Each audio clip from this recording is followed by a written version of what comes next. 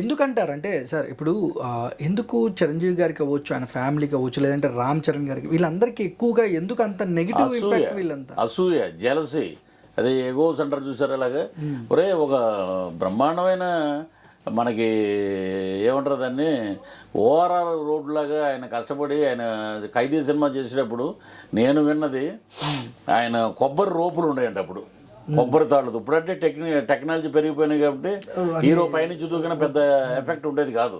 ఇప్పుడు ఉన్న టెక్నాలజీ ప్రకారం అది.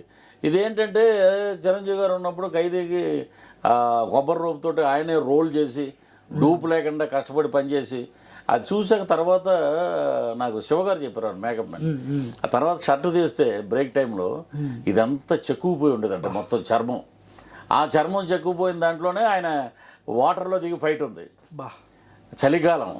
కానీ ఆయన కష్టం అన్ని రియల్ స్టంట్స్, అన్ని రియల్ స్టంట్స్ కష్టం ట్రైన్ కింద కూడా చేశారు గోండా సినిమాలో.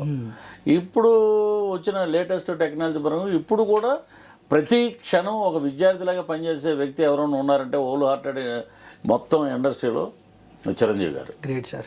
ఇప్పుడు అలాగే మిగతా హీరోలను తక్కువ చేసి చెప్పట్లే మనం.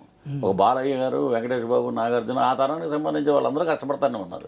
బట్ ఈ దుర్మార్గమైన సంస్కృతి ఎందుకు వచ్చిందో తెలియదు.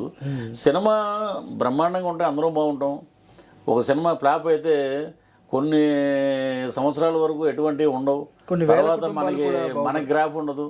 ఇప్పుడు మాలాంటి నటులకి అవకాశాలు ఉండవు. ఇప్పుడు మరి ఎంత ఖర్చు పెట్టే సినిమా చేస్తున్నారు ఒకటి తెలుసుకోవాలండి. చాలామంది నటులు కానీ విశ్లేషకులు కానీ వేరే వాళ్ళు ఎవరంటే నటులు పొద్దున్నే కారులో ఇక్కడికి పంపిస్తారండి. వచ్చారు, మంచి టిఫిన్ పెడతారు, మంచి టిఫిన్ పెట్టాక మంచి బట్టలు ఇస్తారు, షూటింగ్ చేస్తారు. తర్వాత ఏంటి వాళ్ళ బండిలో దింపుతారు, తర్వాత రెమ్యునరేషన్ ఇస్తారు. ప్రొడ్యూసరు ఎన్ని రకాలుగా ఒక ఆర్టిస్ట్ ఒక నటుడిని పంపించడానికి ఎంత కష్టపడుతుంటే ఒక పాన్ ఇండియా హీరోతో ఒక సినిమా చేస్తూ ఆయన టెన్షన్లో ఆయనకుంటే దిల్ రాజు గారికి ఒక పక్క 2 సినిమాలు, 3 ఒకటి డిస్ట్రిబ్యూటింగ్, 2 స్ట్రైట్ ప్రొడ్యూసరు. ఎంత టెన్షన్ ఉంటుందండి. సినిమా బాగాలేదంటే ఆయన మానసికంగా ఎంత ఇబ్బంది పడిపోతారు.